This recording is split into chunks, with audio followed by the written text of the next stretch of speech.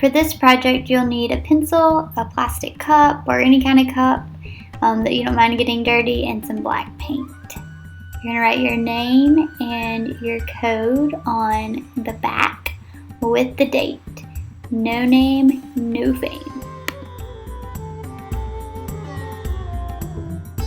And flip your paper like a pancake. You're going to dip the edges of your cup into the black paint, getting each part of the rim covered. Now, if you don't have a black paint supply at home, you can use a crayon to trace the circles.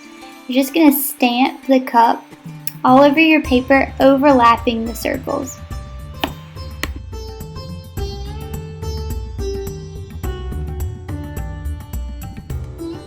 If you don't have black paint, you can always use a crayon and do the same thing. You're just going to trace the edge of your cup, overlapping the circles on your paper like so. If you used paint, you're going to want that to dry before you do the next step. If you used crayon, you can totally go to the next step. For this step, you can use markers, crayons, or even if you have watercolor paints. Crayons, you are going to begin to find like where the circles overlap, and you're going to color in the little organic shape that the circles overlapping has made. So you're just kind of finding shapes with your crayons. You can do the whole composition in crayon and it'll still look really cool.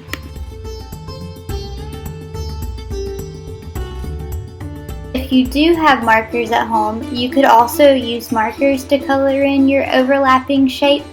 But I'm going to show you a really cool way to turn a marker into watercolor.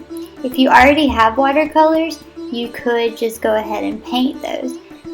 You could even just color it in if you don't have a paintbrush at home like I'm doing right now.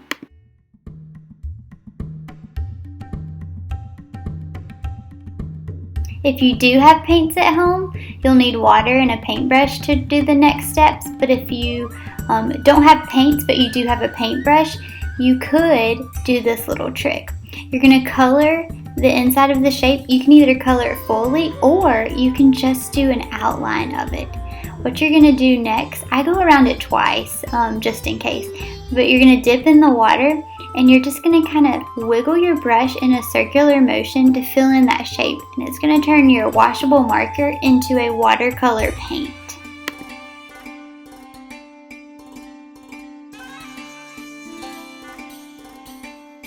Just going to continue to do these steps of filling in the colors, whether you have crayon, marker, watercolor paints, or you're using this new technique of dipping your paintbrush in the water and wiggling it around to spread out the color of your marker.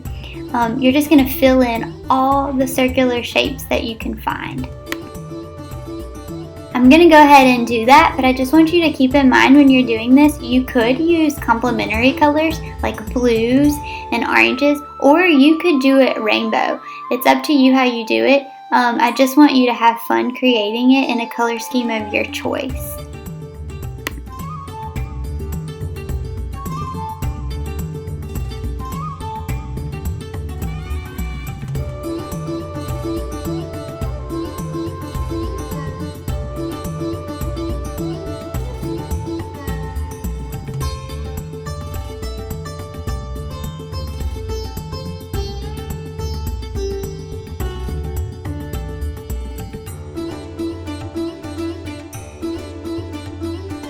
I think the reason I like art that is non-objective like this, where it kind of just is because when I'm creating, I can kind of feel a sense of peace and think about the things that I'm thankful for. So as you're creating this, I'm challenging you to think in your brain about things that you are thankful for, even when we can't be together.